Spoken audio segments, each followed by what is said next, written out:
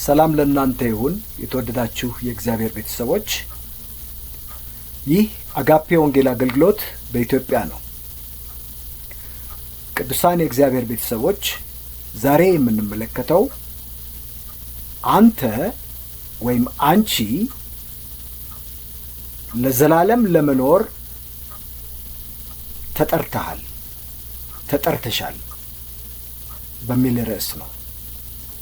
ስለ ዘላለም ሁኔታ አብረን እንመለከታለን። የእግዚአብሔር መንግሥት ሰፊ ናት፣ ለሁሉም። ጌታ ኢየሱስ ክርስቶስ የሞተው ለሁላችን ነው። ስለዚህ የተወደዳችሁ ወንድሞች፣ እህቶች እንዲሁም ውድ እንግዶች ለዚህ ተጠርታችኋል። የእግዚአብሔር ቃል የሚለውን አብረን እንመለከታለን። በዚህ ወደ ጊዜ መጨረሻ ወይም ማብቂያና አሁን ያለው የሰማያትና የምድር ሁኔታ ወደሚወስድበት ጊዜ ያመጣናል። ምክንያቱም የእግዚአብሔር ቃል እንደዚህ ይላልና ነው።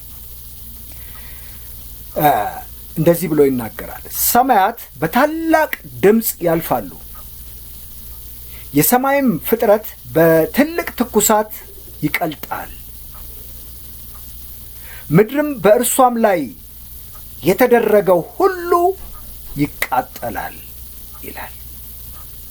ነገር ግን ጽድቅ የሚኖርባትን አዲስ ሰማይና አዲስ ምድር እንደ ተስፋ ቃሉ እንጠባበቃለን ይላል።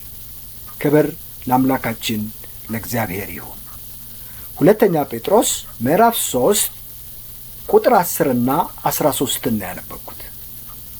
ሁለተኛ ጴጥሮስ ምዕራፍ 3 ቁጥር 10ና 13። በራእይ 20:11 ላይ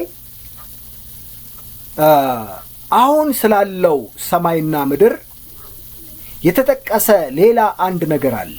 እንደዚህ ይላል፣ ታላቅ ነጭ ዙፋን በእርሱም ላይ የተቀመጠውን አየሁ፣ ምድርና ሰማይም ከፊቱ ሸሹ፣ ስፍራም አልተገኘላቸውም ይላል።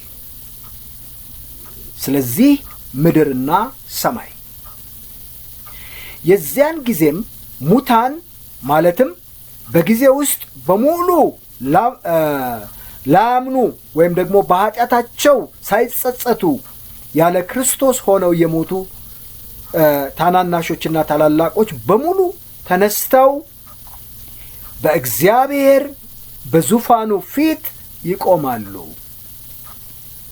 እናም እንደየሥራቸው መጠን ይፈረድባቸዋል። ይህም ፍርድ አስቀድመን እንደተመለከትነው በማቴዎስ ወንጌል ምዕራፍ 25 ውስጥ ካለው በሕይወት ባሉቱ ላይ ከሚደረገው ፍርድ በፍጹም የተለየ ነው። እዚህ የሚቆሙት ኃጥኡ ሙታን ብቻ ናቸው። ቅዱሳንማ ከዚህ አስቀድሞ 1000 ዓመት የበረከትና የፍስሐ ጊዜ ከክርስቶስ ጋር ያሳልፋሉ።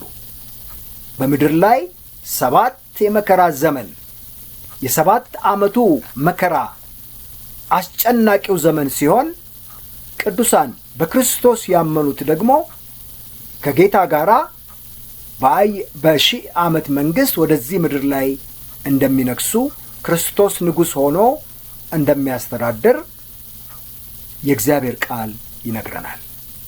መጻሕፍት ይከፈታሉ። ምናልባትም የሰሯቸው ሥራዎች የተመዘገቡባቸው ሊሆኑ ይችላሉ። ሌላ መጽሐፍም የሕይወት መጽሐፍ ይከፈታል። ይህ መጽሐፍ የሚከፈተው የኃጥአኑ ስም በዚያ አለመኖሩን ለማሳየት ብቻ ነው።